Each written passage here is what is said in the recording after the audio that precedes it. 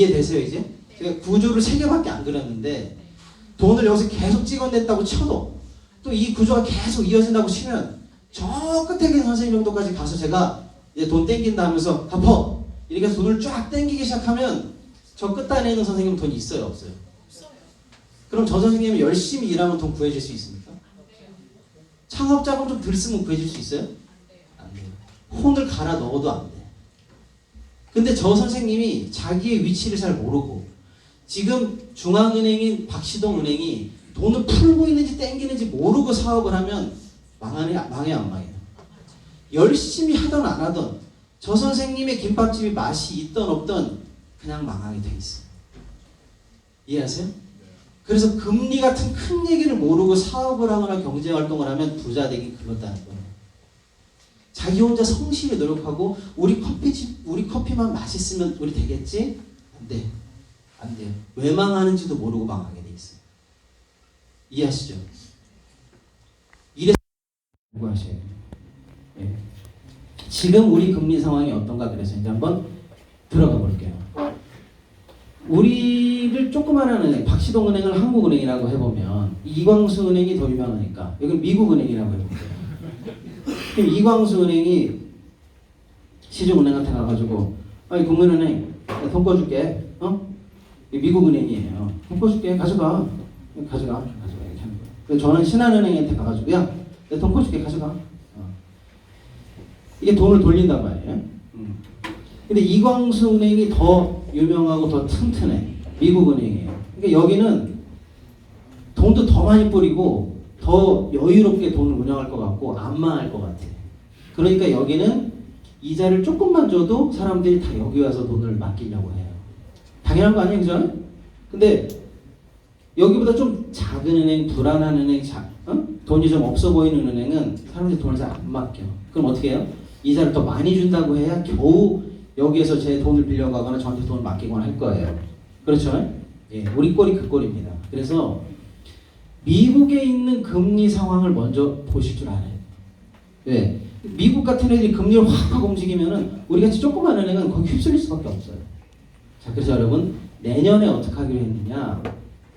내년에 미국 큰형님들께서 원래는 야 내년에 내가 돈 좀 푼다. 잘 들어봐. 나 돈 푼다 내년에 2025년은 나 돈 푸는 거야. 푸는 게 뭐냐? 아까 우리가 10,000원 빌려주고 1,000원 받기로 했던 걸 덜 받는 거예요. 그럼 돈이 좀 더 많이 풀리겠죠. 그죠? 예. 그래서 내년에 미국 형님들이 이자를 중앙금리를 4번 내리기로 했었어요.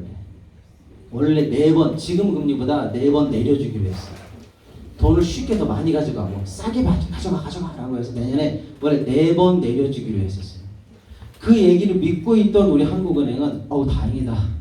나 지금 큰일 났는데 나도 지금 돈 많이 풀어야 되고 우리 한국 사람들한테 돈 좀 많이 이렇게 해야 되는데 미국 형님이 만약에 금리를 높게 준다 그러면 누가 나한테 예금하겠어요? 여기다 예금하겠지.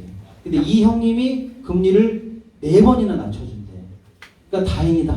돈이 일로 좀 덜 가겠구나. 그러면 나도 돈 운영할 수 있는 여유가 좀 생기겠거니라고 생각했었어요. 그런데 이 직전에 미국 형님께서 입장을 바꿨습니다. 내년에 금리 4번 내린다고 했는데 2번 내린대요. 그럼 뭐예요?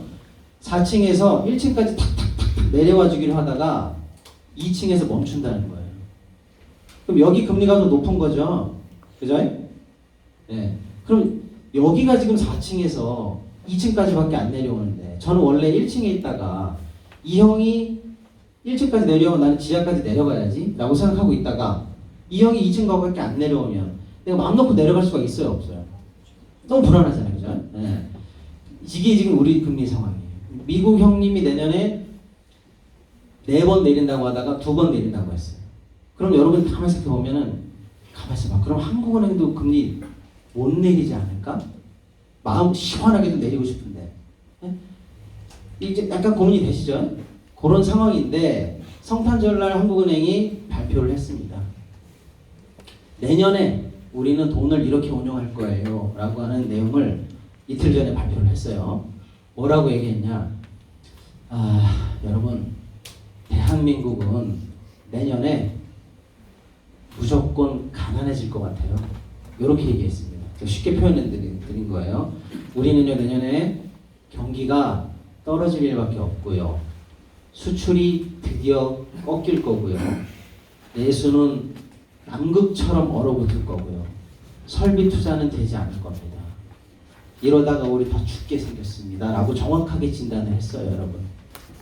그래서 한국은행이 이렇게 얘기하는 거예요. 그래서 원래는 미국 형님들이 금리를 확 내릴 때 같이 내리려고 했는데 미국이 덜 내린대. 그럼 나도 같이 보조를 맞춰서 덜 내리려고 하는 게 정상인데 그러거나 말거나 나 죽게 생겼습니다. 나마저 안 내리면 우리나라는 어떻게 되냐? 그냥 다 죽을 것 같아요, 여러분. 그래서 미국이건 뭐건 모르겠고 그냥 난 금리 내리겠습니다라는 발표를 3일 전에 성탄절에 했습니다. 여기까지 이제 내년 금리 상황과 금리가 뭔지를 여러분께서 간단하게 알려드린 거예요. 자, 그러면 다행이다. 그래도 우리가 우리끼리라도 죽지 말라고 한국은행에 돈 좀 푼다라는 얘기인가 보다.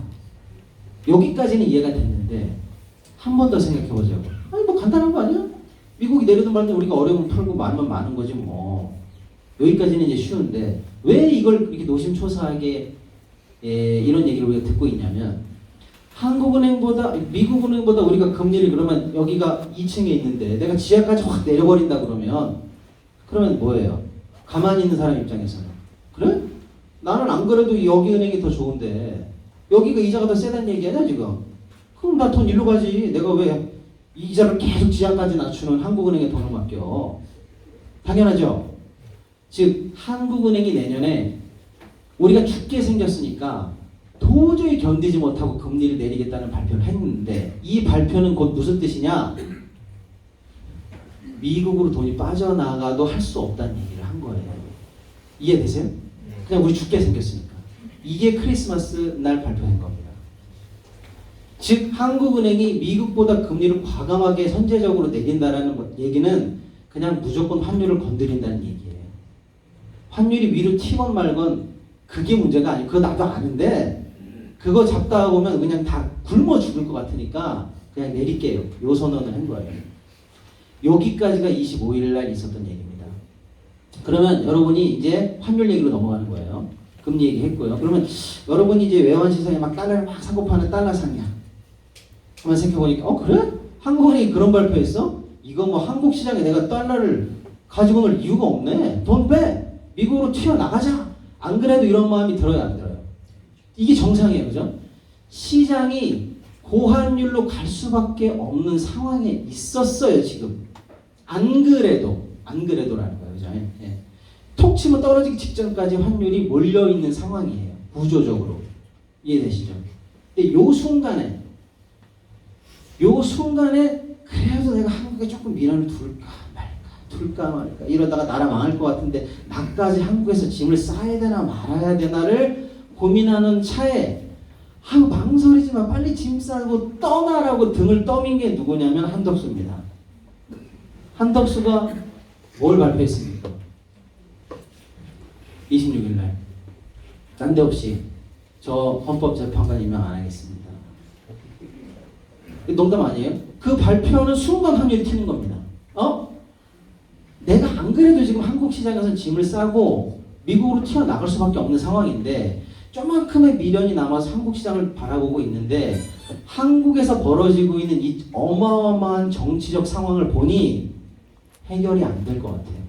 내란범들, 반란 수괴가 아직 잡히지도 않았는데 정부를 맡고 있는 이 일당들이 걔랑 한패가 돼가지고 장기전으로 들어가서 파면을 무마시키고 정치고 나발이고 뭐 국가적 미래 우리는 모르겠고 우리는 무조건 버틸 거야 라는 선언이 딱 나오니까 한국 시장에서의 앞으로의 불확실성은 무조건 끝없이 가겠다. 나 한국 시장에 이제 미련 없어. 요만큼의 애정도 필요 없어. 나 그냥 미국으로 갈래 라고 하니까 바로 환율이 튀었죠. 이해되시죠? 그래서 지금 여러분 어저께 마감했을 때 환율이 얼마냐? 1486을 찍었습니다. 86을 찍었어요. 이게 어느 정도 환율인지만 살짝 말씀드릴게요. 이게 개구리가 미지근한 물에 있다가 점점 끓이면 나중에 자기 죽는지도 모르고 이거 가지고 죽어버리잖아요. 여러분 지금 환율이 서서히 올라가지고 지금 여러분이 몇 층에 와 계시는지를 잘 모르세요. 지금 얼마나 심각한 상황이냐면 그냥 끓는 물에 와 있다고 보시면 되는 거예요. 우리나라가 역대 이 정도 환율을 마크했던 것은 IMF 때. 근데 그때는 무슨 일이에요? 그때는 이 나라 자체가 부도가 났어요. 우리 나라에 달러가 없어. 나라에 달러가 없으니까 국가 부도입니다. 그때 한번 이런 일이 있었고요. 두 번째는 2009년 3월 달에 글로벌 금융위기 때. 이건 전 세계적으로 금융 시스템이 다 마비가 된 상황이에요. 그때 이후로 15년 만에 지금 환율이에요. 그 무슨 상황이에요? 윤석열과 이 반란군이 만든 이 혼란이 거의 시스템 마비 상황이라는 얘기예요. 어느 정도 수준인지 아시겠죠? 지금 환율 상황 이런 상황입니다. 근데 왜 지금 환율이 더 문제냐면요. 한 발만 더 들어가 볼게요. 이거 좀 어려운 얘기인데 제가 환율을 관리해야 되는 한국은행이랑 기재부랑 뭐 아무튼 외환 당국이에요. 그러면 시중에서 막 달러를 막 살려고 그래. 그래서 달러가 모자라. 환율이 올라가. 그럼 어떻게 해요? 내가 나라도 갖다 시중에다 달러를 막 공급해야지. 그죠? 그럼 이제 달러가 좀 흔해지겠죠? 그럼 환율이 내려가겠죠? 이렇게 환율 전쟁을 하고 있는 걸 외환 방어라고 합니다. 정부가 그걸 하고 있어요. 몰래. 외환은행이랑 하고 있어요. 근데 이런 거예요. 이쪽에서 막 우리나라 달러를 공격해. 환율을 공격해. 그럼 내가 여기다 금을 싹 긋고 여기가 우리의 방어선이다. 금을 싹 긋고 여기 이상 넘어오면 나 진짜 이거 물 던진다. 넘어오면 가만 안 있어. 라고 해서 이렇게 방어선을 딱 치잖아요. 그럼 상대편이 그러니까 요 방어선을 놓고 이제 싸움이 되는 거예요. 근데 이 방어선에서 내가 져. 그래서 여기 말고 이제 진짜 방어선은 다시 여기야. 이렇게 점점 밀리면요. 밀리면 어떻게 되는 거예요? 한국 정부의 달러 방어력은 별게 없구나. 이거 던진다 던져봐 별거 없네. 이렇게 되는 거잖아요. 그러면 우리가 친 방어선은 의미가 없게 돼요.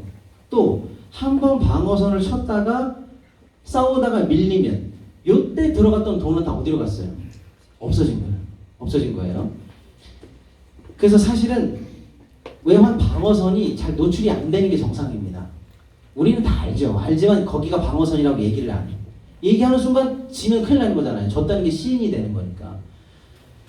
1410원이 방어선이었어요.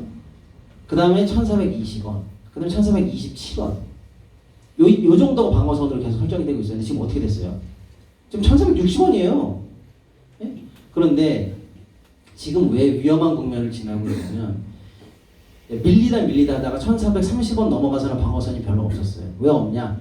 조금 밀리다 보니까 아예 안 되겠는 거야. 그래서 아예 저 뒤에다가 진짜 방어선을 만들자.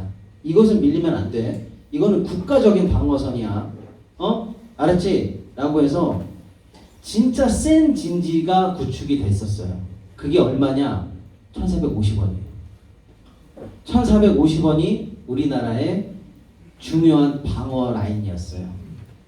근데 박시동이 너 아까 뭐 방어선이 있는지 없는지 얘기 안 한다며. 그걸 얘기하면 어떡해. 그러니까요. 노출이 됐습니다. 그러니까 제가 얘기하는 거예요. 1450원의 방어선이 설정이 돼서 우리 정부 당국과 한국은행이 쓸 수 있는 다양한 카드가 거기에 다 들어갔어요. 이해가 되시죠? 그런데 지금 얼마예요? 1460원, 어저께 1486원까지 찍었다니까요. 우리 정부가 1450원을 지키겠다고 해서 만든 방어선이 뭐냐? 예를 들면 여러분 국민연금 있잖아요. 국민연금 보고 1450원만 넘어가면 달러를 풀러라는 버튼이 자동으로 눌리게 돼 있어요. 좀 쉽게 얘기하면 전략적 전술적 환해지라고 하는데 이거 다 설명하면 기니까 1451원이야? 눌러! 그럼 누르면 달러가 풀리는 거예요. 이렇게 계속. 좀 쉽게 말씀드리는 거예요. 이걸 이렇게 계속 하도록 되어 있어요. 얼마까지? 750억 불. 국민연금이 750억 불을 써서라도 1450원에 달러를 계속 풀어. 1원이라도 넘으면 계속 푸는 거야. 이렇게 세팅이 끝나 있었어요. 그 다음에 국민연금 보고 야 돈 없으면 일로 와. 내가 돈 꺼줄게. 라고 한국은행한테 일로 들어와. 라고 해서 나하고 돈 바꾸자. 라고 하는 달러 스왑. 요걸 650억 불까지 넓혀놨어요. 야, 아무 때나 와. 1450원에서 막는 거 도와줄 테니까 돈 들고 와. 내가 650억 불 준비하고 있을게. 이렇게 해놨었어요. 자, 그 다음에 시중 은행들 보고 너도 달러 풀어야지. 너도 달러 풀어야지. 근데 저기 감독 정부 나으리 제가 달러 막 풀다 보면 우리 은행도 위험해지지 않나요? 법에 보니까 그 달러를 취급할 수 있는 선물한 취급은 우리 자본의 50%밖에 못하게 돼 있는데요. 그게 고민이야? 야, 이번에 규정 완화해 줄 테니까 70%까지 그냥 해버려. 너 외국계 은행이지. 너는 250%까지 할 수 있는 거야. 야, 너 한 370%까지 해버려라. 규정 다 완화해 줄게. 그 다음에 저 이렇게 돈 막 쓰다가 내년에 은행 평가 나빠지지 않을까? 야, 내년 하반기 때까지 평가 안 할 테니까 그냥 다 갖다 부어. 이래가지고 정부가 할 수 있는 수많은 카드들이 이 선에 쫙 맞춰가지고 지키려고 세팅이 끝난 상황이 있었어요. 근데 이거를 제일 잘하는 사람이 누구냐? 최상목이. 최상목이에요, 최상목이. 네? 근데 최상목이가 이걸 제일 잘 아는데 지금 한덕수가 헌법재판관 임명 안 한다 그래가지고 환율이 튀고 어저께 다시 빨리 현재 임명하고 탄핵 절차 그대로 하고 국가 정치 시스템 빨리 마무리가 되기를 바라야 되는 최상목이가 한덕수 탄핵은 내각에 대한 탄핵입니다 이러면서 이걸 제일 잘하는 사람이에요. 환율 무너지는 것을 구경하면서 정치적 불안을 계속 만들고 있다라는 것. 네? 네, 이런 상황이라는 거죠. 그래서 지금 우리는 속절없이 1450원이 뚫렸습니다. 이해되시죠? 대포, 총, 수류탄 뭐 다 준비해놨는데 적군이 훌쩍 넘어버렸어요. 어디 평양성이 뚫린 거야. 그럼 어디로 가 이제? 남한산성 밑으로 계속 밀리는 거죠 지금. 네? 휴전선이 계속 밀리는 거예요. 그래서 이제 지금 나오는 얘기가 뭐냐? 1500까지는 그냥 가는 거 아니냐? 이런 얘기가 나오는 거예요. 왜? 방어선이 없어졌어요 지금. 물론 다시 올려. 야, 휴전선 밀고 올라가서 다시 올려 그래가지고 계속 올리고는 있어요. 네? 올리고는 있는데 전쟁에 이 라인이 1450 앞에 있다가 이제 뒤에서 그쪽으로 밀고 가는 중이에요. 될지 안 될지는 몰라요. 왜 안 되느냐? 최상목이가 빨리 정치적 불안을 해소해야 되는데 최상목이가 또 헌재 임명 안 하고 그럼 어떻게 돼요? 민주당이 또 탄핵하겠죠. 그럼 줄줄이 탄핵이야 이제 그럼. 외국 애들이 볼 때 뭐라고 생각하겠어요? 야, 저 내란 반란군들이 뿌리가 저렇게 깊어가지고 안 돼, 찜싸. 요만큼 갖고 있던 한국에 대한 미련마저도 걷어. 그러면 이제 못 막아요.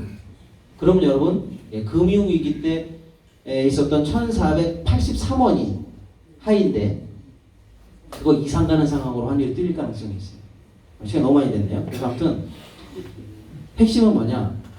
투자 공부하겠다는 마인드셋을 딱 하신 다음에 뭐부터 공부해야 되냐라고 하면 전국적으로 그 다음에 전 지역에 걸쳐서 가장 광범위하게 영향을 미치는 요소를 늘 먼저 공부하시라. 그게 금리고 그게 환율이다. 지금 우리 금리는 윤석열이가 3년간 망쳐놓은 대한민국 경제 때문에 미국 형님보다도 먼저 내릴 수밖에 없는 스스로 항복 선언을 한 상황이다. 여기까지 일단 이해하셨고요. 환율도 어느 선에서 막아줘야 되는데 이 내란 반란분들이 일으킨 정치 불안 때문에 수많은 사람들이 현재 무기를 쌓아놓고 전쟁을 준비하고 있다가 속절없이 무너진 상황이다. 요게 지금 여러분들이 타고 계신 한국 경제라는 배가 가고 있는 그 상황이에요. 요걸 아시고 난 다음에 개인적인 고민들이 더 덧붙어져야 똑바로 된 경제의 어떤 계획이 세워질 것 같아요. 그래서 암울한 얘기긴 하지만 너무나 중요한 얘기이기 때문에 한번 딱 정확하게 짚어드리는 의미에서 좀 쉽게 한번 설명을 드려봤습니다. 오늘 여기까지 일단 말씀드립니다.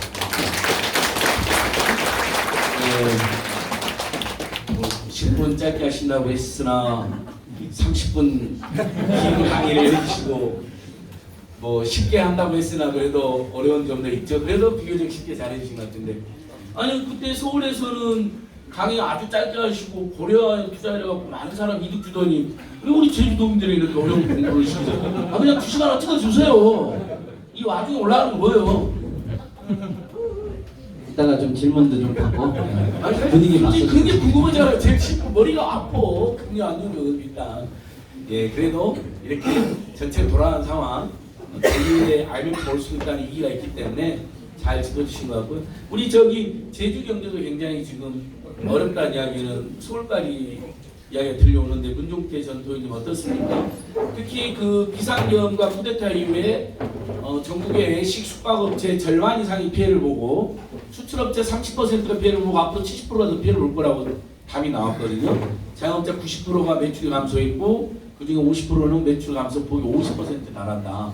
거의 뭐 코로나 때보다 훨씬 어렵다는 것이 이미 증명이 됐는데 그 여파가 제주 경제도 굉장히 크다 그러는데 박시 선생님 좀 길게 해가지고 문정태 도원님은 지루하지 않게 3분만 시간을 내보겠습니다. 네. 3-4하게 3분만. 네. 알겠습니다.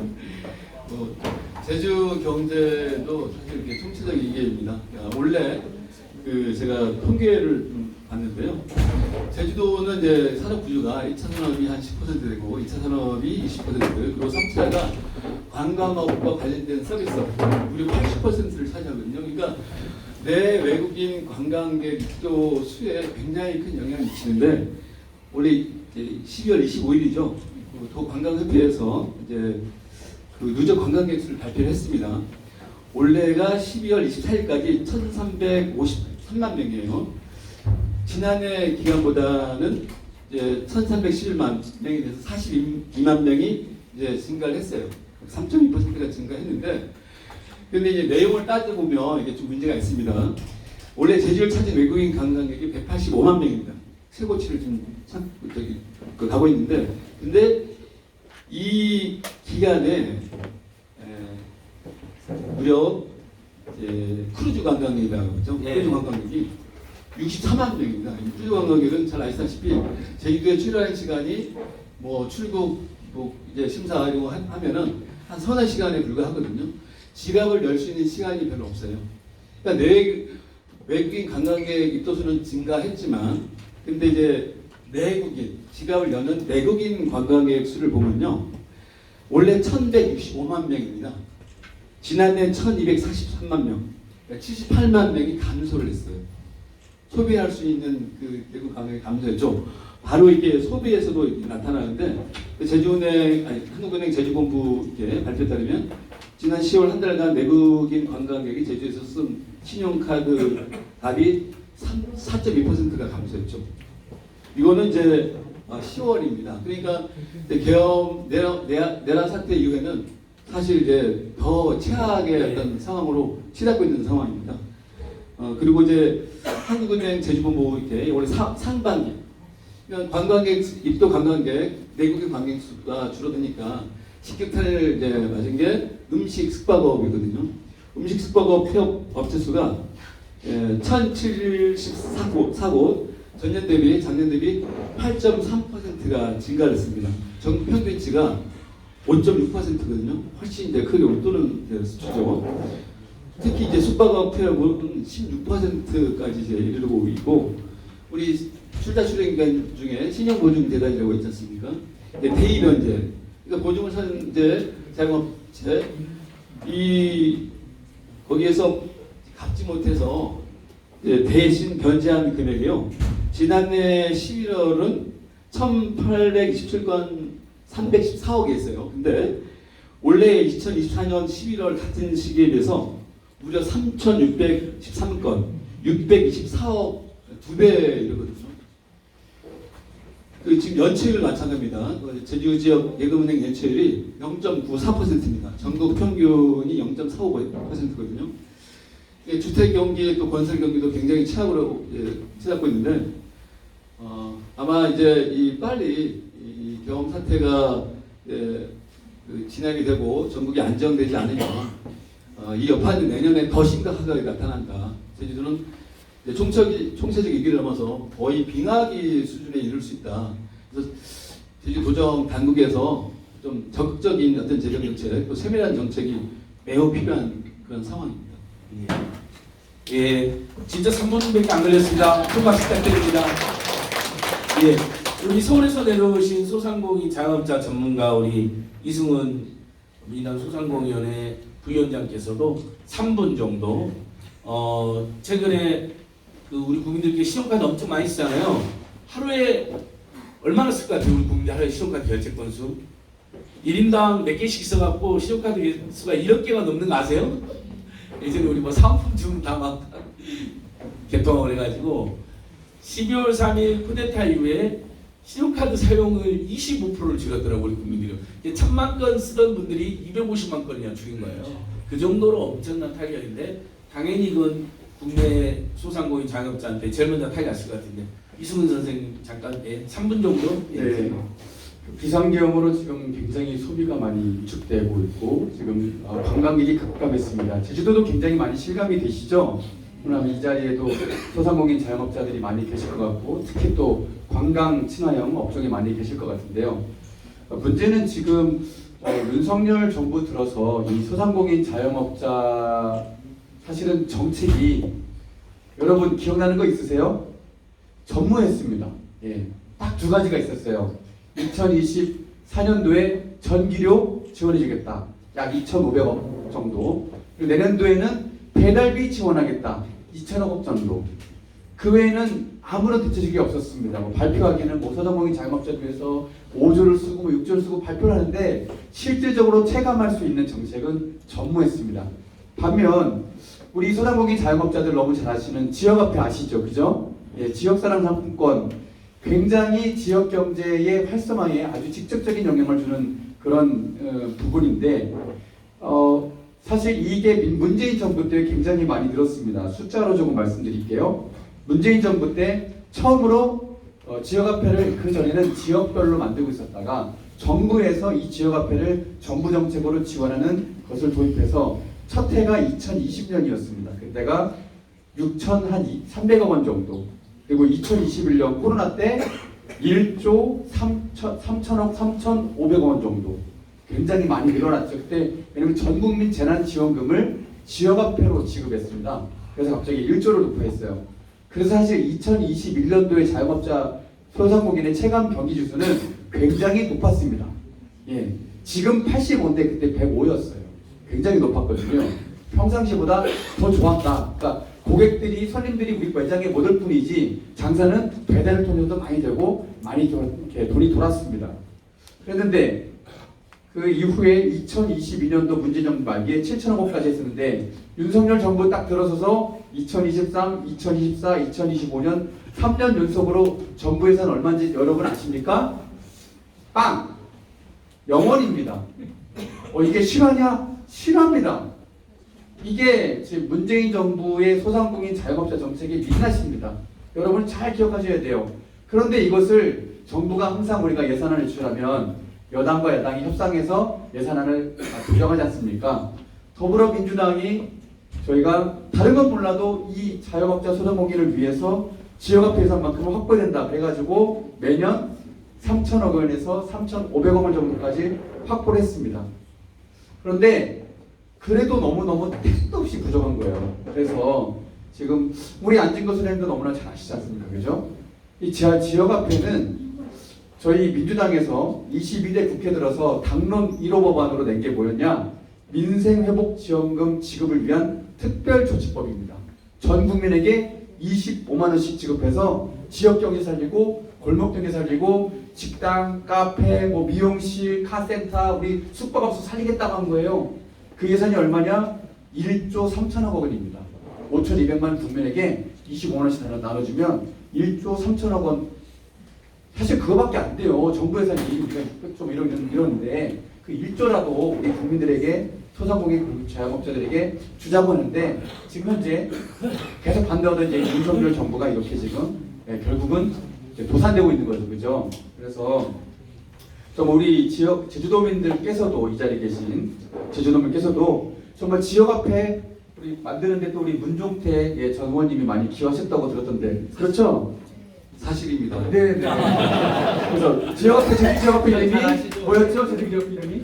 탐나는 전이거든요. 네, 탐나는 전. 저도 탐이 납니다. 탐이 나는 지역화폐가 더 확대될 수 있도록 목소리를 많이 내주셔야 우리 제주도 지사도 당연히 그걸 하고 정부에서도 할 겁니다. 그리고 또 오늘 박시동 우리 평론가님께서 굉장히 중요한 금리 얘기하셨는데 제가 사실은 그 부분을 준비를 했다가 이제 생략을 하고 이 금리가 지금 계속 인상이 되면서 그리고 소상공인 대출, 특례 대출 했던 것들이 그때는 1.5% 했던 것이 지금 다 얼마에 바꿔지고 있습니까?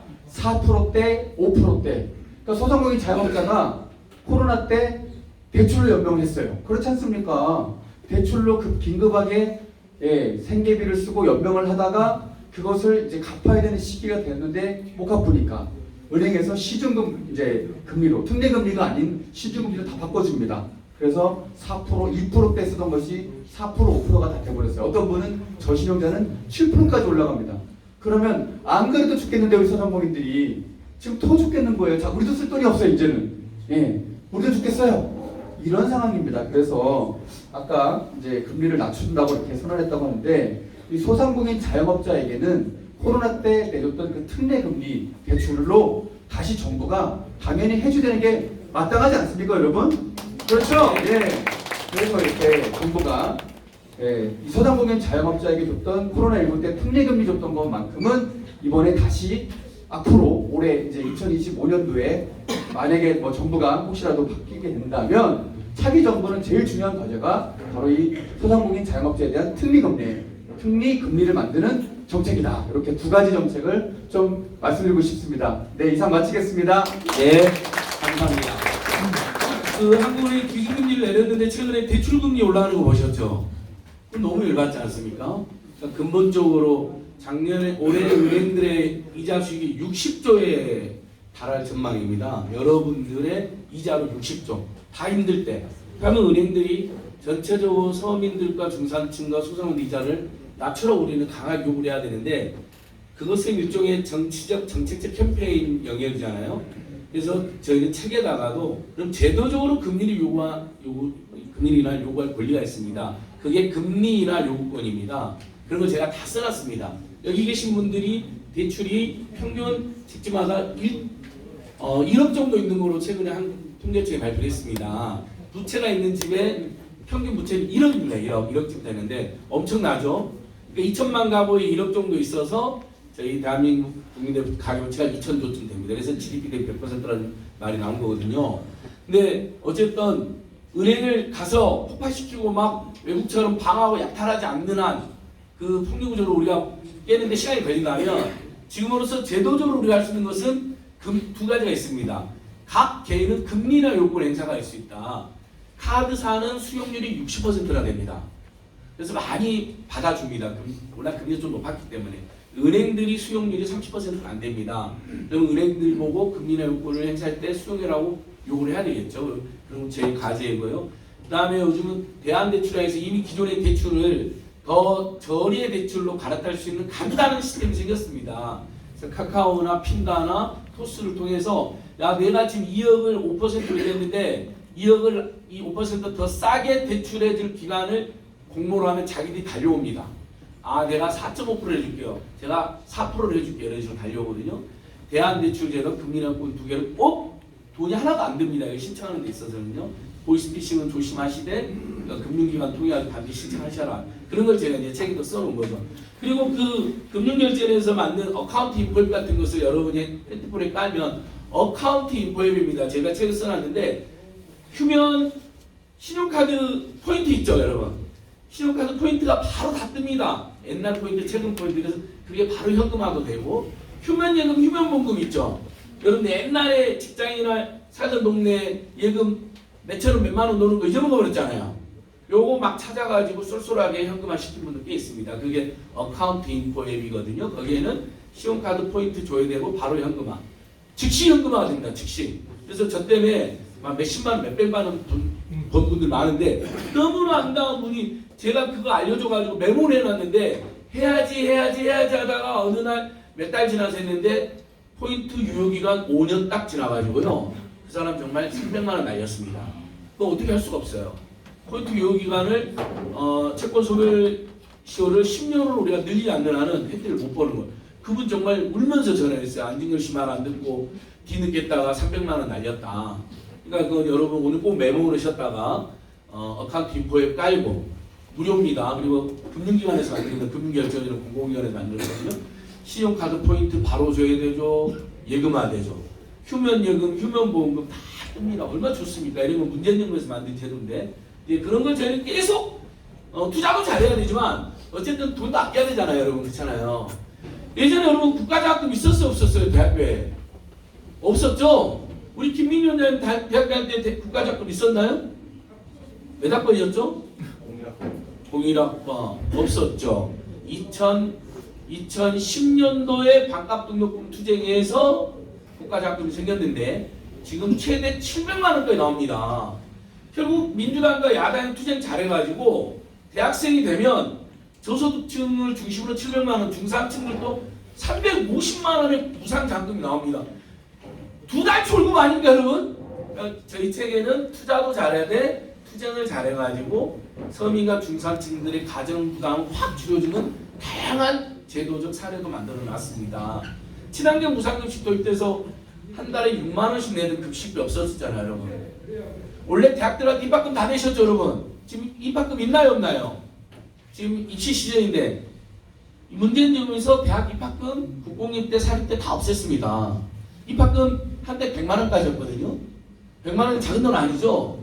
이런 27 청년 왔는데 이런 투쟁해야 되죠. 이런 제도들 만들어야 되죠. 입학금 억울하지 않았어요? 네. 그게 너는 우리 학교 합격했으니까 합격 수수료 내라는 거거든요. 얼마나 억울합니까? 대학이라는 기관이 그런 고약한 짓을 했는데 문재인 정부 때 싹 없앴습니다. 그러니까 그런 것도 저희가 계속 해나가고 우리 제주도에서 비교적 가까운 강진에서 아동수당이 중앙정부에서 10만 원만 줍니다. 만 7세까지. 그 때문에 출생률이 올라가진 않겠죠. 설마 10만 원은 안 주는 건 알지만 이 강진군수가 기발하게 아동수당을 만 7세까지 중앙정부로 10만 원, 지방정부로 60만 원 더 줍니다. 그래서 지역합격. 그러니까 강진은요 출생률이 지금 2배 가까이 뛰었습니다. 안 나려고 했던 부부도 나버립니다. 야야야야 우리 이제 먹을 것도 없는데 너랑 나랑 먹을 것도 없는데 뭔 얘기를 하냐 했던 부부가 야 70만 원 받으면 그래도 애기는 먹일 수 있겠다 해갖고 출생률 진짜 2배를 뛰었습니다. 그리고 그걸 지역화폐로 준다고 그랬잖아요. 전부 다 그해 동네 자영업자들이 다 써야 됩니다. 동네 경제도 살아나가지고요. 굉장히 모범적인 사례로 뽑힙니다. 그래서 내년도에 전라남도는 도가 10만 원, 시군구가 10만 원 해서 강진만큼 60만 원 아닌데 20만 원의 아동수당 더 줍니다. 이거 우리도 제주도에서도 배울 수 있는 거잖아요. 이게 다 같은 민주당 지자체장들이 하는 거거든요. 근데 어느 지역은 안 하고 어느 지역은 하고 그러면 참 말도 안 되잖아요. 그래서 그런 것을 또 제가 일괄적으로 이 이재명과 우원식과 한동훈을 잡아서 죽여라고 그런 이상한 명령까지 내렸던 인간을 빨리 정리하면 경제 민생 반등의 기회가 반드시 옵니다. 그럼 그 다음에는 저는 야권 진보 소속의 지자체나 정치가들은 정말 국민들의 피부에 와닿는 진짜 가정 부담을 확 줄여주고 아이 낳기 좋고 키우기 좋은 나라 반드시 만들어 그걸로 보답해야 됩니다. 그렇지 않습니까, 여러분? 예, 박수 한번 해주시죠. 자, 이 방송 마치던 두 분에게 질문 마구 해주시면 될 것 같아요. 저번에 고려하연 진짜 해서 이익 본 사람 많습니다. 광주 북콘서트에서도요 이야기 짧게 하고 KB 괜찮은 것 같더라 한마디 했는데 그 다음 뒤듣고 싶은 분 많아요. 왜 오늘 아주 이야기한 어려운 이야기 많은 제주경제 더 어려운데 반성하시고요. 자, 이완수 대표님 그 이야기만 잠깐 해주면서 이제 질의 받아볼게요. 2016년대도 박근혜 탄핵한다 했을 때 그때 애널리스트였으니까 뭐 탄핵하면 헌정 중단되니 경제 망한다 했는데 오히려 정반대였죠. 탄핵하니까 경제 살아버렸잖아요. 그 이야기 좀 해주세요. 그때 직접 국내 증시를 분석을 하셨거든요. 그 당시 이제 좀 회고를 하면 저는 이제 부동산 시장 지금 분석하지만 주식을 분석하는 걸 있었는데 이제 해외 투자자들을 많이 만나지 않습니까? 근데 해외 투자자들을 만날 때 한국에서 가장 걱정스럽게 보는 건 사실 정치거든요. 근데 그 당시에 이제 회고를 좀 해보면 저희가 이제 탄핵을 해서 특히 이제 탄핵이 받아들여지고 쉽게 말해서 대통령을 바꾸게 되지 않습니까? 그때 당시에 전화를 굉장히 많이 받았어요. 쉽게 말해서 뉴욕에 있는 투자자들 뭐냐면 와 니네의 그 민주주의는 되게 놀랍다. 근데 그 서구의 그 외국인 투자자들은 그 민주주의를 되게 높게 사거든요. 그래서 예를 들어서 중국의 주식을 막 살 때도 중국이 그런 민주제도 같은 시장 경제를 도입했을 때 IMF 가입하고 이러면서 중국 주식을 막 사는 것처럼 정치를 되게 중요하게 생각하는데 당시에 외국인 투자자들이 되게 놀랍다. 대한민국이. 그래서 나는 너네 기업들 특히 자산시장 굉장히 좋아질 거라고 생각을 많이 했고 많이 말씀을 들었고 실제로 그 이후로 외국인들이 막 시장에 들어오면서 주가가 많이 올랐어요. 그래서 저는 이런 기대도 사실 하고 있거든요. 지금 빨리 우리가 속도를 내서 탄핵을 하면 한국의 주식시장 굉장히 안 좋은데 저는 굉장히 좋을 수 있다. 2025년도. 그래서 여러분들이 관심을 한번 가져보세요. 그래서 어쩌면 전 세계에서 가장 주식시장이 좋을 수도 있어요. 제가 볼 때. 그러니까 그만큼 안 좋았거든요. 그러니까 제가 아까 투자할 때 뭐가 중요하다고 말씀드렸죠? 변화. 그죠? 변화를 인정하시면 계속 이렇게 안 좋을 수 없는데 그 트리거가 저는 탄핵이 되지 않을까? 그래서 이 속도를 빨리 단축하는 게 좋지 않을까 생각을 하고 있습니다.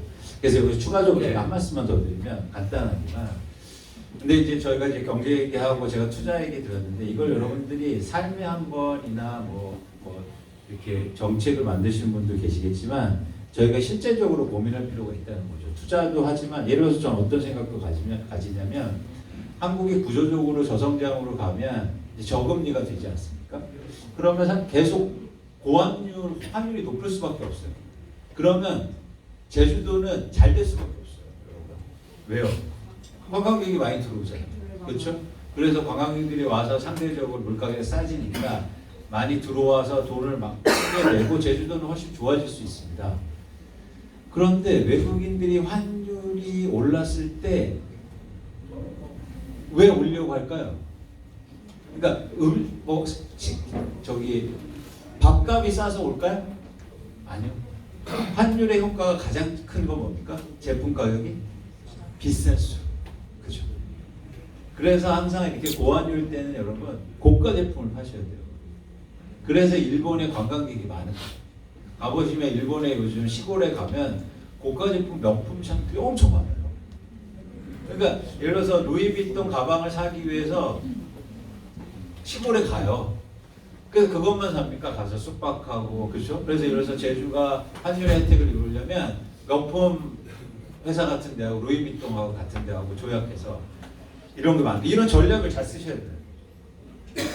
그래서 그런 측면에서는 전체 매크로의 흐름, 그러니까 거시경제 흐름을 읽으시면서 전략도 잘 짜주시면 좋겠다. 아까 지역화폐 말씀하셨는데 저는 이런 생각도 합니다. 지역화폐는 도민들만 쓰는 거죠. 근데 물론 그런 제도가 과거에 있었는지 모르겠지만 예를 들어서 제주화폐를 만들어서 제가 서울에서 제주도에 오면 제주화폐를 사면 할인해 준다. 네, 그런 제도들을 활성화시키면 사실 이게 제주도에는 엄청나게 큰 장점이거든요. 왜냐면 여러분 화폐 주권을 갖는다는 건요 진짜 엄청난 거예요. 근데 만약에 제주화폐를 통해서 지역화폐의 독립권을 가지면 여러분들 완전 제주도는 대한민국과 별개의 일종의 지역이 되고 경제권이 될 수도 있습니다. 그래서 저는 혁신적인 생각들 많이 해주셨으면 좋겠다. 특히 정치하시고 이런 변화의 과정 속에서 제가 아까 얘기드렸죠. 항상 그러니까 아까도 말씀드린 잠깐 그래프 한번 보실래요? 한번 보여드릴래요? 여러분 제가 아까 넘긴 그래프가 하나 있는데 그 전장 보시면 이거 한번 보실래요? 1980년도 이후로 있잖아요. 이후로 어떤 부자들이 많이 생기냐면 돈으로 돈을 버는 부자들이 많이 생겼어요. 1980년도 이전에는요 돈으로 돈을 버는 사람들이 없었다고요. 쉽게 말해서 투자로 돈 버는 사람이 없었다고요. 그 이전에는 전 세계에서 부자는 두 종류밖에 없었습니다. 하나는 사우디 왕자처럼 부모 잘 만난 부자. 두 번째 부자는 머리 똑똑한 부자. 그래서 발명품 만들어내고 그것도 뭐 부모 잘 만난 거죠. 그런데 1980년대 이후로 새로운 부자가 생겨났어요. 아까 워렌 버핏처럼 돈으로 돈을 버는. 왜 그런 부자들이 생겨났냐면 저것 때문이에요. 뭔지 아세요? 1980년도 이후로 전 세계에서 경제 위기가 빈번하게 일어납니다. 위기가 일어나니까 반대로 뭐가 생겨요? 기회가 생긴 거예요. 그러니까 부모 잘 못 만나도 부자가 될 수 있었다는 거죠. 그 전에는 부모 잘 못 만나면 부자 안 됐다고요. 아니면 전두환처럼 삥땅 치거나. 여러분. 그렇기 때문에 사실 여러분들 이런 대한민국이 지금 위기야 어려워 위험이 빠져 이런 게 어쩌면 굉장히 기회일 수도 있다. 그래서 이런 기회를 제주도가 잘 활용하시고 그리고 제주도에 있는 분들이 힘을 합치셔서 여러 가지 혁신적인 방안을 통해서 잘 하시면 정말 이 위기가 기회로 만들 수 있고 더 다른 차원의 성장이 있을 거라고 저는 보고 있습니다. 그래 대신 그동안 해왔던 관행을 버려야 돼요. 여러분이 생각을 바꾸셔야 돼요. 왜냐하면 새로운 시대. 그래서 그런 생각들을 같이 해보시면 좋겠다는 말씀을 또 드립니다. 네, 좋을 것 같습니다. 오늘 교수님께서 지금 다 이렇게 좀 더 진행이 좀 될 것 같고, 박시동 평론가님, 좋은 종목들인데 지금 많이 빠져있다. 얼른 사놓고, 아니 저도 궁금한, 얼른 지금 좀 사놓고 거의 저점일 때, 그다음 투자를 해놓고, 그렇죠. 그다음 온금이 투쟁해서 이제 탈핵 때, 또 주식주가 엄청 올라가잖아요. 네. 지금 그렇게 하면 되죠. 맞습니다. 그냥 솔직히 뭐 윤석열 때문에 3년간 우리 경제가 뒷걸음질 많이 치긴 했는데 하다 해도 지금 솔직히 지금 상황은 싸도 너무 싼 상황은 맞는 것 같아요. 그런데 싸니까 산다 이건 아닙니다. 싼 건 이유가 있겠죠. 근데 예를 들어서 이제 본질적으로 가치가 계속 유지되고 있는데 이 정치적 불안이라든지 이런 것 때문에 쓸데없이 외풍을 좀 맞아가지고 잠깐 흔들리지만 분명히 여기는 뭐 기술, 앞으로 호재, 뭐 등등등 스케줄 보니까 본질적 가치는 괜찮아. 근데 지금 한국 시장 전체가 정치적 불안 때문에 저평가되는 바람에 약간 쓰나미급으로 밀린 건데 그런 회사들 발굴해서 지금 뭐 이제 선별한 다음에 정치적 불안이 해소되고 나면은 오히려 좋을 수 있습니다. 그래서 뭐 희망의 요소는 있다 이렇게 일단 보는데 키는 역시 요거를 빨리 정치적 불안을 빨리 해소하는 게 문제죠. 그래서 한국 시장 아예 버리자. 뭐 우리도 짐 싸고 미국으로 가자고 이런 거는 아직은 그래도 우리는 희망을 좀 갖고 볼 부분이 많다 이렇게 말씀드리겠습니다. 네, 일절 말씀을 안 해주시네요. 종목에 대한 얘기. 아마 마지막에 해주실 것 같습니다. 네. 두 분 마음의 준비 단단히 좀 해주세요. 네. 좀 저희도 좀 삽시다. 이 두 분은 성공했어요. 수없이 많은 전문가들 다 실패했거든요. 거지 많아요. 이 두 분은 거지 아니에요. 부동산에 대한 주식도 다 성공하더라고요. 그래서 더더욱 신뢰가 가는 분들이에요. 혹시 끝나고 그 팬사인회 하는데 그 일정상요 그 다 받을 수는 없고 한 3분 정도 이렇게 플로해서 질문 받도록 하겠습니다. 손 들으시고 그 누구한테 질문하실지 말씀하시죠. 두 분한테 아 예. 앉아서 해주셔서 예, 앉아서 하시죠. 상으로 저희도 A바웃 대표 저희도 표종 최고의 그 질문이 있는데요. 아까 제가 봤을 때는 아까 금리 부분 말씀하시면서 이제 미국 은행이 2번만 내리는데 한국은행이 이제 4번 내리면 제가 봐도 돈이 점점 지구도 조단위로도 빠져나간다고 하는데 뭐 국내 주식 하시는 분도 외국 주식에 요즘 투자도 많이 하고 요즘 다 글로벌이 열려 있어서 미국장에 많이 투자하는 그런 시기인데 그냥 한국은행은 미국은행에 맞춰서 같이 내리고 그 밑에 한국은행 돈을 받는 기존에 있는 은행들이 지금 마진이 좋다고 하니까 약간 마진을 줄여도 뭐 기존 마진 수준은 할 수 있게끔 해서 내리면 그 기존에 있는 한국은행은 방어를 잘 어느 정도 할 수 있고 은행은 지금 너무 고마진이니까 적당한 마진을 먹으면서 우리 서민들이 대출받는 금리를 어느 정도 범버린이라고 하나요? 약간 좀 이렇게 완화할 수 있는 부분이 있지 않을까 해서 그런 쪽이 좀 더 현실적인 대안이 아닐까 하는데 그거에 대해서 답변 좀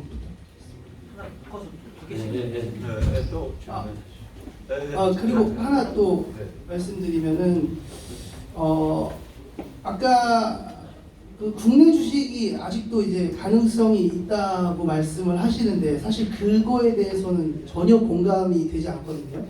전혀 지금 저번에는 주식 추천도 해주셨는데 오늘은 추천을 못 하시는 이유 중에 하나가 패널을 맞으실 수 있는 지금 상황이 아닙니다.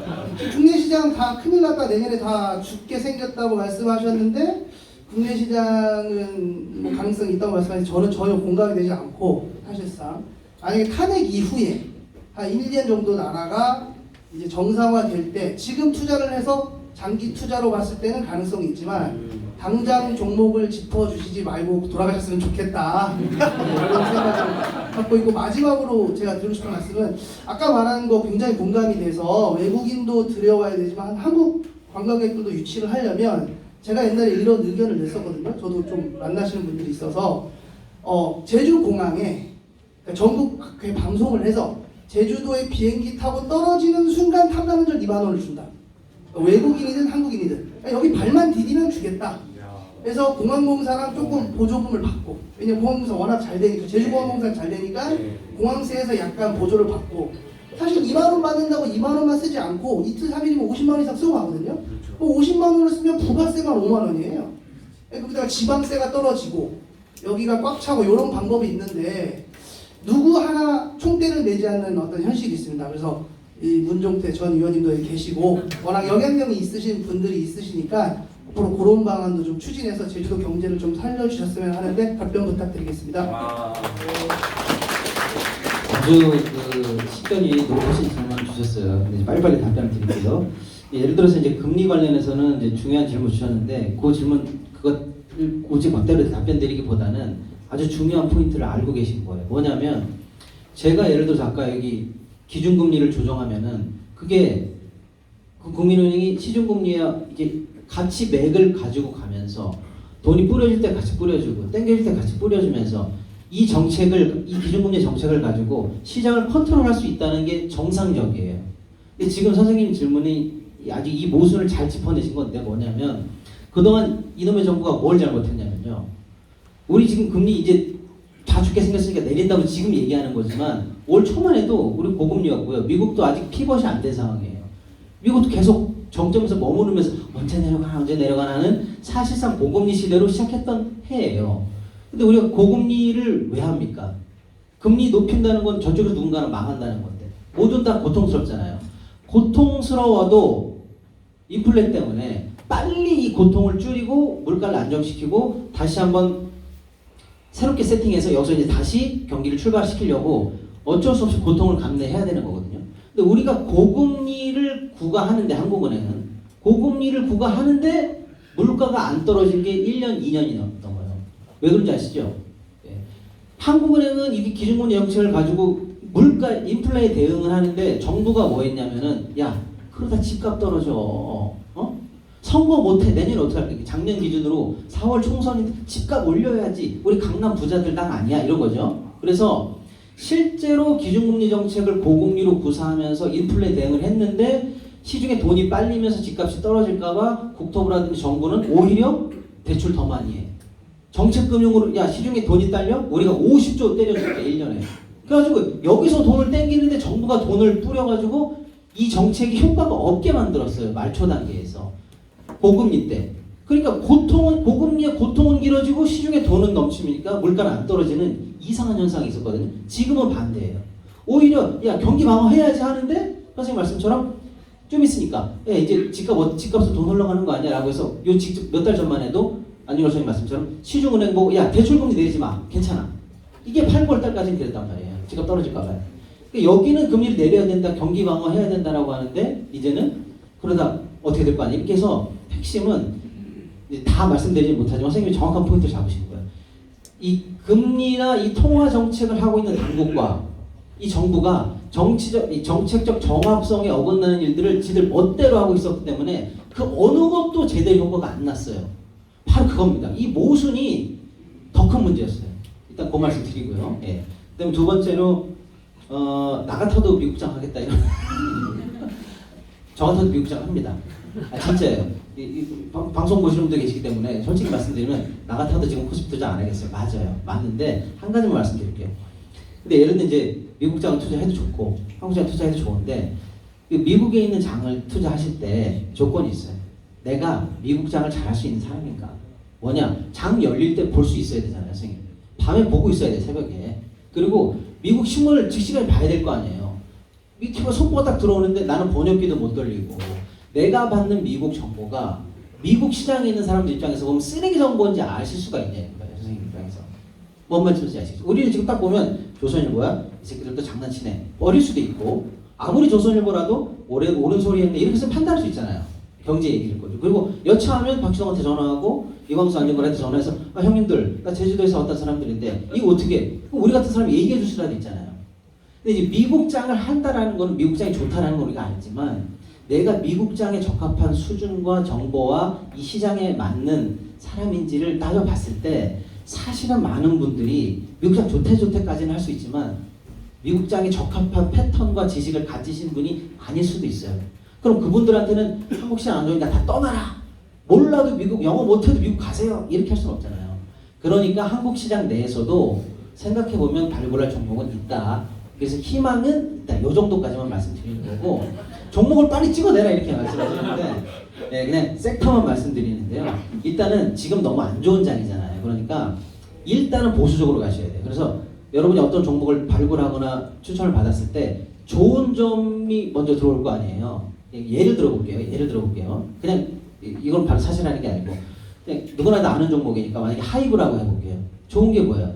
좀 있으면 BTS 7명이 다 제대한대. 그럼 얘네들이 이제 다시 코로나도 없으니까 마지막 불꽃을 태우면서 전 세계를 다니면서 엄청난 공연 수익을 거두겠지? 좋은 점이잖아요. 평소 같으면 좋은 점을 먼저 생각하셔도 되겠어요. 요즘은요, 우리 장이 이렇고 정치 상황이 이렇잖아요. 네? 그러니까 안 좋은 점이 없는 걸 먼저 보셔야 돼요. 하면서 하이브를 살려고 하면 미니진이랑 어떻게 되더라? 뉴진스랑 싸운다던데, 방시혁이가 뭐 어떤 여자랑 사진 찍혔다던데. 얘는 뭔지 아시겠죠? 알아듣기 쉽게 말씀드리는 거예요. 그래서 안 좋은 거 없는 걸 먼저 소거해 나가세요. 그래서 이건 아무리 봐도 리스크가 없네. 별다른 위험이 없네. 지배구조, 상품, 어쩌고 저쩌고 해서 올라갈 건 모르겠지만 지금 같은 국면에서는 보수적으로 봐서 리스크를 다 소거시킨 다음에도 별반 떨어질 일이 없다. 나는 종목 중에서 기다리면 호재가 분명히 나올 애들이 있거든요. 제가 처음 북콘서트 때 고려아연을 추천드린 것은 그런 느낌이었어요. 얘네들은 무조건 경영 분쟁이 나게 돼 있습니다. 내년 주총 앞두고 한 사람은 죽을 때까지 싸우게 돼 있습니다. 구조상 그래요. 그런 식으로 안 좋은 점들 다 소거시킨 다음에 구조적으로 오를 수밖에 없는 호재가 기다리고 있는 종목을 찾아보면 나오는데, 그게 어디냐면 제가 볼 때는 바이오 섹터가 좀 낫지 않나? 요 정도까지만 말씀드립니다. 지금 맞습니다. 지금 우리 제주 지역을 대표하는 유튜브 고속전 TV에서 생방을 하고 있거든요. 그래서 제가 또 실언하면 안 되고, 오늘은 고속전 TV에서 생방하고 있고, 이제 다음에 저희 안진걸 TV나 시동이 TV에서 녹화해서도 올리려고 하는데 제가 무책임한 말을 할 수는 없고, 근데 아무튼 저번에 고려아연, 그 다음에 그 레벨업 프로그램, 밸류 프로그램에서 이상하게 빠졌던 KB금융지주 관련 했는데 다 맞으셨더라고요. 많이 물어보더라고요. 근데 이강수 대표님도 미국의 어떤 주식을 이야기했는데 많이 올랐더라고요. 혹시 또 미국장 괜찮은 거 있나요? 아니 그때는 말해주고 여기는 말 안 해줘. 체주가 전 어렵다니까요. 사실은 아까 잠깐 말씀하셨는데 지금 굉장히 어려운 시기예요. 그러니까 한국의 주식시장도 미국도 사실은 굉장히 어려워. 그러니까 미국을 그렇게 만만하게 보지 않으셨는데 게 역대로 최고로 올랐거든요. 그렇기 때문에 항상, 그러니까 저는 여러분 그 시점을 보면 확률이 높은 기간이 있어요. 그러니까 예를 들어 지금 근데 확률이 되게 어려운 시점입니다. 밖에 안 와요. 그래서 저는 가장 돈을 벌 수 있는 건 가장 좋은 방법은 첫 번째 아까 안수라님 얘기 드린 것처럼 가장 좋은 방법이 뭘 것 같으세요? 돈 안 쓰는 거예요. 그게 돈 버는 가장 첫 번째 방법이죠. 두 번째는 뭐냐면 확률을 높이는 거거든요. 그 확률을 높일 때 지금은 별로 투자하기 좋은 시점이 아니다. 그래서 저는 기다리는 것도 좋은 투자라고 생각합니다. 그래서 여러분 광장과 추우시더라도 광장과 길에서 자주 나가시고, 그리고 그 다음에 이제 정리가 되면 저희가 또 한번 내려와서 그때는 종목을 찍어드립니다. 여러분 이게 왜냐면 진짜 중요하거든요. 그런 시점을 찾는 애. 근데 지금은 좋은 시점이 아니라고 저희가 보고 있고, 그런 날이 빨리 오기를 저희가 기대하고 있겠습니다. 질문 받기 전에 고속진 TV에서 생방송 하고 있는데, 우리 안진걸 TV, 박시동 TV, 안진걸 TV는 20만이 좀 잘 안 됐거든요. 또 우리 박시동 TV 15만이 잘 안 됐는데, 여러분 이렇게 구독 눌러주시면 아마 조만간에 20만 또 15만 되지 않을까. 고속준 TV가 지금 961명인데 구독자가 여기 계신 분들 39명만 해주시면 1000명을 돌파하겠네요. 고속준 TV 우리 제주 지역이 아주 올바른 목소리 대변하고 있는데, 다들 한번 안진걸 TV와 시동이 키는 혹시 안 하셔도 되니까 고속준 TV 구독 좋아요 한번 눌러주시고, 지금 생방 내려부터 한번 구독 한번 해주시죠 여러분. 고석준 TV입니다. 네, 감사합니다. 다시 한번 고석준 TV입니다.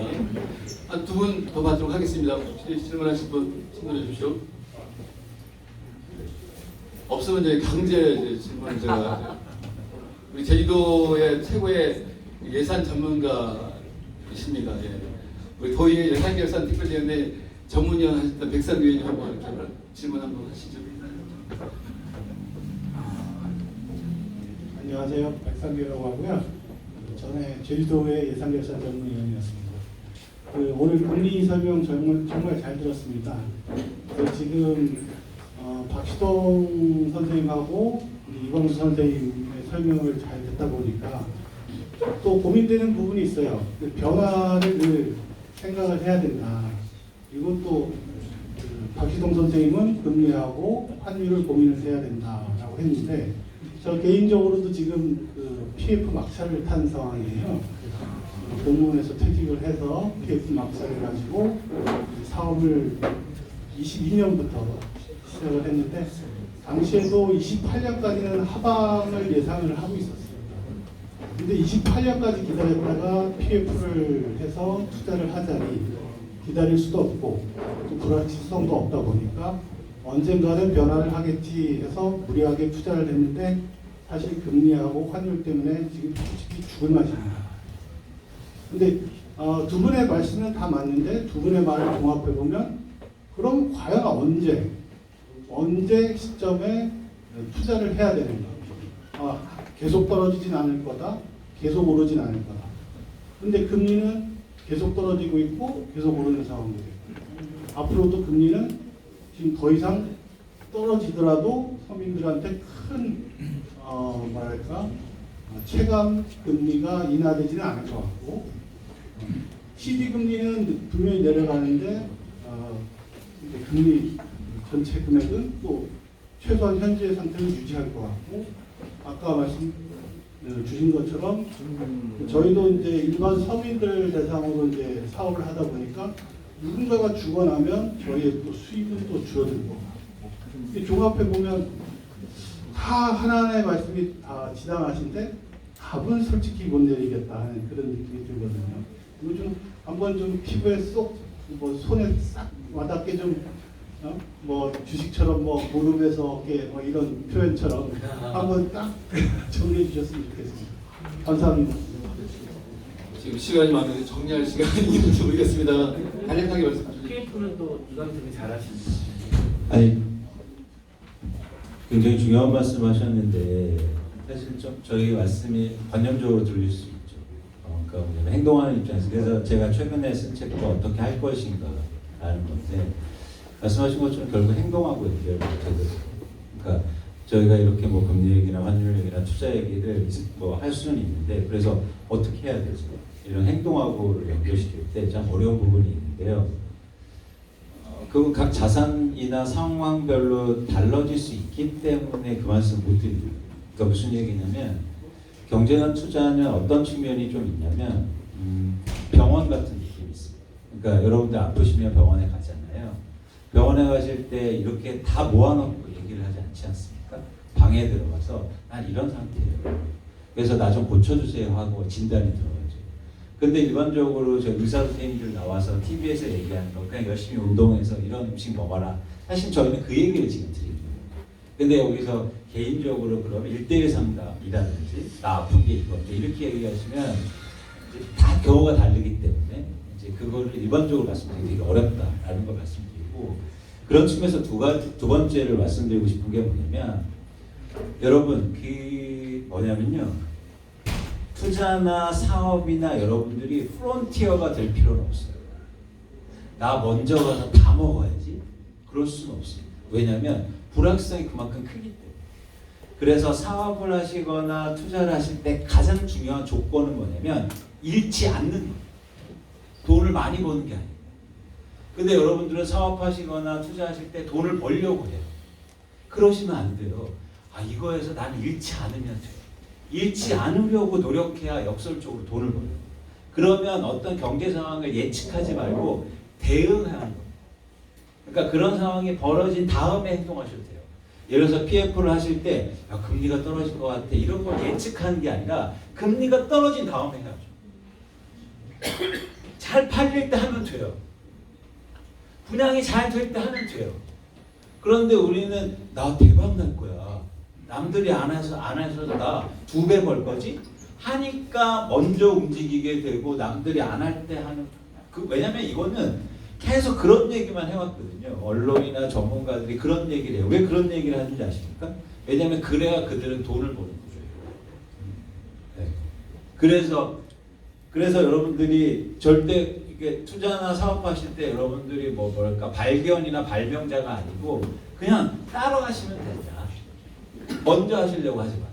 그래서 아까도 말씀드린 것처럼 나 뭐 탄핵되기 전에 먼저 이게 아니고 탄핵되는 거 보시고 주가 오르는 거 보시고 한국 주식이 조금씩 오르네? 그럼 하셔도 돼요. 절대 먼저 하실 필요가 없단 말이에요. 그러면 어떻게 되냐면 잃지 않게 돼요. 잃지 않으면 제가 말씀드린 것처럼 조금씩 쌓아지면서 사업이나 투자도 잘 될 가능성이 더 높아 보여요. 여러분 이제 새해가 오잖아요. 새해가 오려면 여러분 계획을 많이 세우지 않습니까? 근데 그 계획이 잘 되나요? 그 계획이 안 되는 가장 큰 이유가 뭔지 아세요? 여러분들이 계획 세우실 때 뭔가를 할 거를 계획 세우기 때문이에요. 한번 다르게 한번 생각해 보세요. 어떤 계획을 세우시냐면 이제는 나 내년에 뭐 하지 말아야지. 한번 세우죠.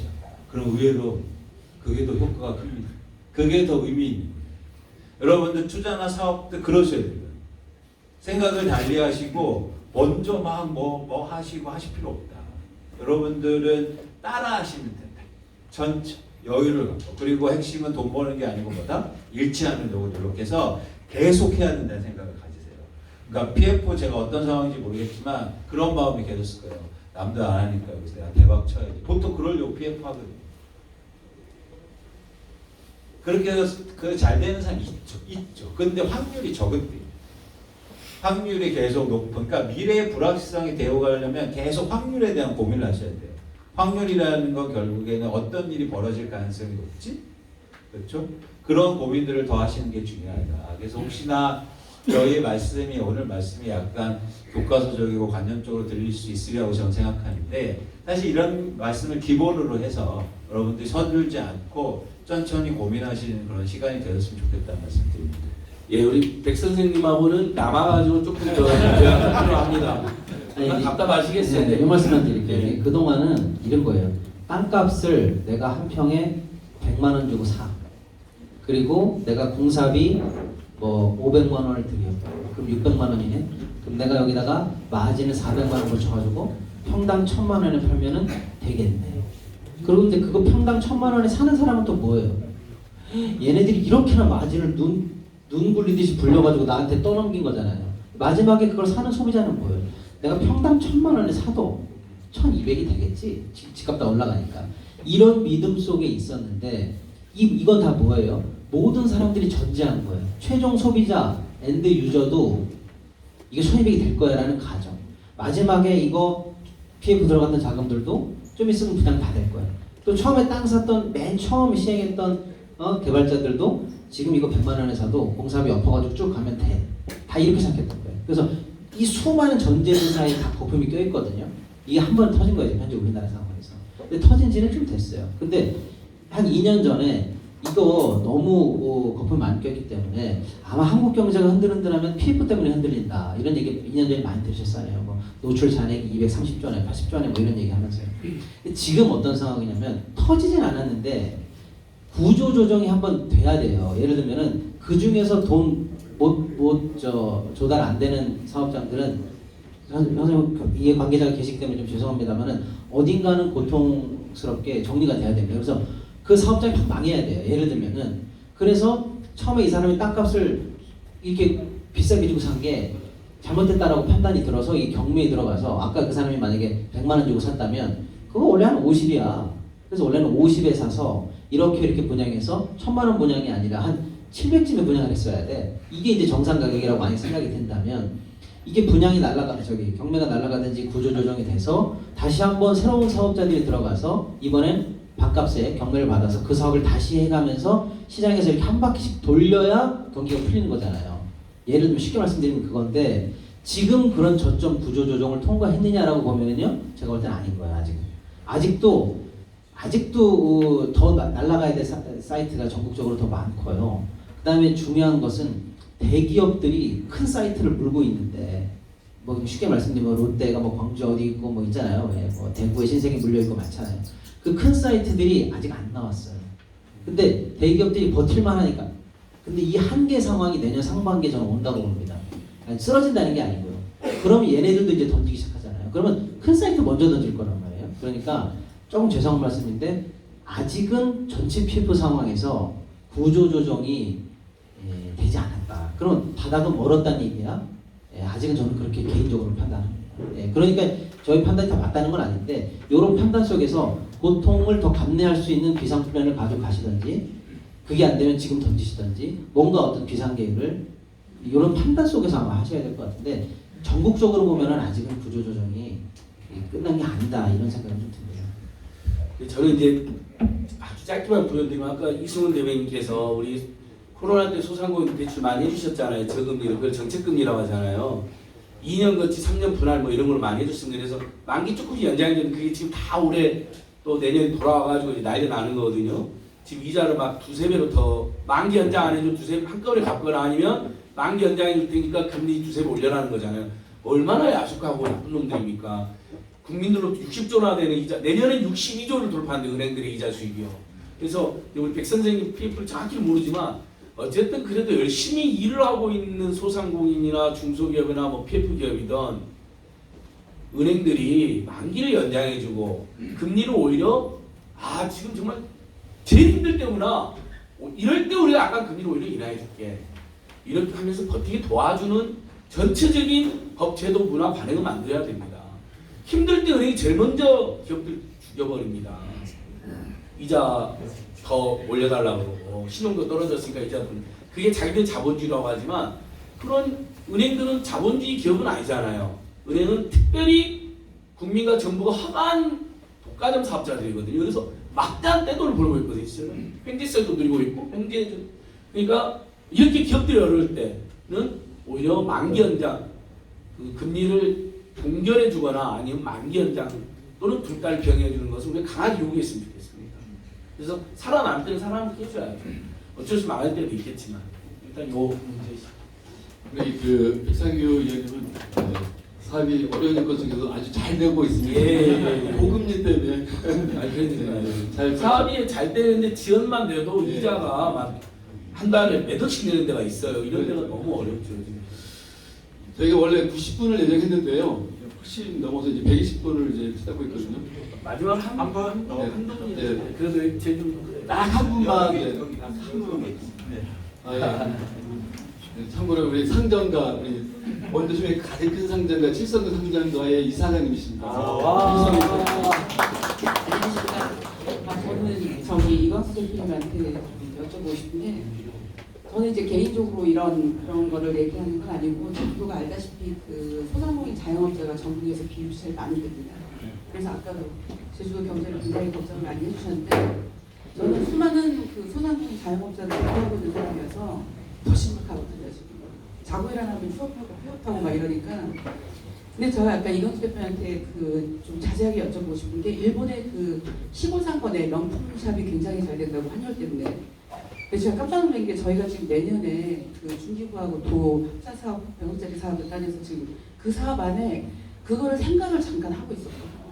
그래서 그게 실제로 정말 도움이 될까 그리고 그게 유치하는 게 굉장히 힘들거든요.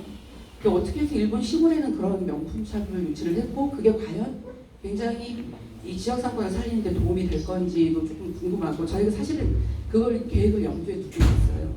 근데 사실상 그게 효과가 될지 안 될지 모르고 그 아까 지역화폐 얘기도 사실상 저희가 지금 아까 문정태 의원님이 얘기하셨듯이 원래가 모든 관광지가 크루즈 관광객으로 모든 지역 경제를 살리거든요. 근데 유일하게 크루즈 관광객으로 돈을 못 버는 데가 제주도예요. 왜냐하면 지금 구조상 크루즈 관광객들을 지금 이 외국의 여행사나 선사에서 지역 상권으로 유입하는 이런 게 지금 잘 안 되고 있어요. 그래서 행정에서 굉장히 노력을 하고 있지만 그래서 저희가 내년 사업에 아까 지역급발 잠깐 얘기하셨는데 저희도 지금 그 생각을 해서 크루즈 관광객을 어떻게든 지역 상권에 데리고 와서 쿠폰을 무조건 수당을 줘가지고 여기서 지역화폐로 변환해서 쓸 수 있는 그 사업을 내년에 예정을 중에 있거든요. 그래서 제가 너무 깜짝 놀란 게 이광수 대표님이 제주도에 대한 굉장히 도움이 되는 말을 해서 그거에 대해서 살짝 부연 설명을 좀 듣고 싶어요. 굉장히 중요한 전 시점이라고 보고 있고요. 그러니까 저는 제주도가 이제는 좀 색깔을 바꿔야 된다고 생각해요. 그러니까 무슨 얘기냐면 와서 회 먹고 제주갈치 먹고 흑돼지 먹고 이런 곳이 아니어야 된다고 생각하죠. 그래서 저는 명품 관광 도시 그리고 명품 관광 이런 쪽으로 탈바꿈하면 좋겠다는 생각을 갖고 있고요. 그러기에 그러니까 매크로합니다. 특히 거시경제 환경에 받쳐준다. 왜냐면 환율이 높으니까. 크루즈를 왜 할까요? 크루즈를 하는 관광객들은 두 가지죠. 하나는 돈이 많고 시간이 많으세요. 그런데 크루즈 사람들이 잠깐 쉬고 몇 시간 쉬고 가는데 여기서 흑돼지 먹고 갈까요? 아니요. 왜냐하면 크루즈 안에 음식이 더 맛있거든요. 와서 내려서 비싼 명품 사기 해야죠. 그러면 쿠폰 안 주셔도 돼요. 그래서 그러면 이제 명품 유치를 어떻게 하느냐? 처음부터 누이비통을 데리고 올 수는 없어요. 그래서 예를 들어서 중급 바로 밑에 급의 그 브랜드를 공략할 필요가 있습니다. 그러니까 제가 볼 때 그런 그러니까 최고 명품이 아니고 밑에 명품들은 지역과 협상도 되게 잘 되거든요. 그래서 예를 들어서 임대료를 깎아준다거나 예를 들어서 장기 임대를 준다거나 제주도하고 도청하고 같이 해서 우리가 이런 샵 만들어서 그냥 들어가서 물건만 팔아 임대료 내지 않고 지금 빈가게가 넘쳐나지 않습니까? 그런 데를 만들어줘서 만들게 하면 그럼 내려서 쓰게 해. 그럼 그거에 사는 게 아니잖아. 옆에 샵도 가보고 이렇게 확대된다고. 그래서 그런 소문이 들게 하면 누이비통이 들어와요. 네. 그래서 여러분들이 그런 마중물을 할 수 있는 명품 브랜드하고 협상하고 그런 분들이 도청에 계시거나 공무원들이 그렇게 할 수 있는 능력이 있는지 모르겠지만 예를 들어서 그러면 이렇게 하시라는 거죠. 신세계백화점에서 명품샵에 하던 팀장을요 2억 주고 데리고 오세요. 2억 주고요. 그래서 너 유럽에 가서 2달 동안 출장 가서 명품 하나만 갖고 와 이렇게 하는 거예요. 2억 뭐 얼마 됩니까? 근데 신세계에서 명품 팀장, 명품만 하는 팀장 2억 3억 준다고 하면 당연히 와요. 네. 그리고 제주도에서 예를 들어서 그렇게 세일스하는 뭐 담당 국장으로 줄게. 그 다음에 공무원 만들어줄게. 그럼 요즘 누가 안 오겠습니까? 그렇게 2명만 롯데백화점하고 신세계백화점을 데리고 오면요 브랜드 10개 갖고 올 수 있어요.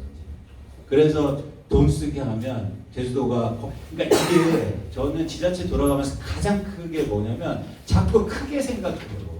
제가 최근에 전북 가서 놀란 게 새만금 개발해놓은 거 막 기업 유치해서 대규모 공장 만들고 이런데요. 누가 대한민국에 지금 공장을 짓습니까? 작은 것부터 시작하시죠. 작은 게 확대되고 그게 효과가 훨씬 큽니다. 그거를 일본이 되게 잘하고 있고 그렇게 작은 데부터 그러니까 샵을 하나라도 한번 해보는 그래서 그렇게 롤모델에서 확대시키고 이런 걸 하면 되게 엄청나게 큰 변화가 일어날 수 있다. 아까 제가 그 빙하 얘기 드렸잖아요. 조금씩 안 넣고 쌓이다가 어느 순간 확 그래서 제주도가 진심으로 잘 되길 바라고 잘 되려면 여러분 그동안 해왔던 거하고 다른 방식으로 써요. 네, 그렇게 그런 말씀을 드립니다. 고맙습니다. 아주 좋은 말씀. 정부나 지자체가 적극 나서야 된다는 이야기 저도 하고 싶은 게 아까 우리 선생님께서 제주에 입도하면 2만 원 탐나는 전 우리 아까 강진군 거기는 큰 돈이 있어서 한 거 아니잖아요. 저출생 때문에 나라 망한다면서요. 근데 아무도 과감 안 할 때 강진군수가 아니 저출생 때문에 나라 망하고 인구 소멸 때문에 나라 망하고 그 다음에 농촌 다 소멸되고 보니까 그냥 만 7세 아동들에게 60만 원을 지역화폐로 준 결단 내린 것 뿐인데 그거 비기탄했거든요. 처음에는 막 우려했어요. 그 1인당에 60만 원 주냐는 사람도 있었어요. 근데 이제는 그런 말 없어졌어요. 탐나전 2만 원 충분히 우리 상인 회장님이나 아까 첫 번째 질문을 할 수 있는 정책도 충분히 할 수 있습니다. 얼마 전에 대중교통 한 달에 15번 쓰면 어른들은 20%, 청년 30%, 저도 55% 돌려주는 거 하반 시행됐잖아요. 그거는 굉장히 많은 어쨌든 세금으로 지원해 주는데 국민이 좋아하잖아요. 그러니까 그 정책도 대중교통 활성화하고 서민들의 가계 교통비를 줄이는 굉장히 좋은 정책이거든요. 15번 이상 써서 20만 원, 10만 원을 썼다면 2만 원, 성인에게 2만 원, 청소년 3만 원을 돌려주는 거잖아요. 얼마나 실질 도움이 됩니까? 그런 정책을 관광이나 지역 상권 활성화할 때 저는 접목해서 과감히 결정할 수 있는 거죠. 충분히 성공할 거라고 봅니다. 저는. 예, 그럼 예, 마무리해도 괜찮아요. 그러면 저희는 안 하고 싶은데 저희는 하고 싶으신가 봐요. 7시 집회도 있고. 예. 오늘 우리 대한민국 최고의 경제 전문가 세 분을 모시고 진행한 대한경제부흥회 북콘서트 어떻게 괜찮았습니까? 네. 괜찮았습니까? 네. 진심으로 고맙습니다. 다시 한번 무려 120분간 귀한 시간을 함께 해줘서 진심으로 감사하다는 말씀드리고요. 빨리 12.3 내란 사태 빨리 극복하고 내란 수괴범들 빨리 진압하고 내년에 새로운 대한민국을 건설해서 우리 모두 함께 희망을 갖고 새롭게 시작하는 그런 대한민국이 됐으면 좋겠습니다. 큰 박수로 마무리하겠습니다. 진심으로 고맙습니다. 진심으로 고맙습니다. 팬사인회 하려고 했는데 책이 다 완판돼서 혹시나 팬사인회 안 받으신 분은 마저 마무리하도록 하겠습니다.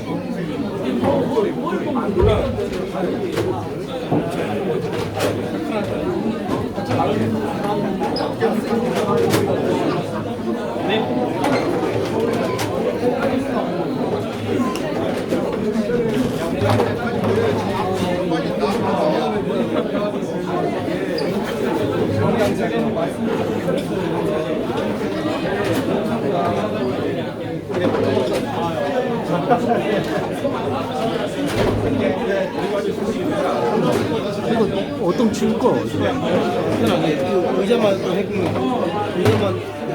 이렇게 날아가도 좋을 텐데 오늘 다시 할 거 아니에요? 지금 다시 할 거 아니에요? 장비는 뭐 장비는 못 하는데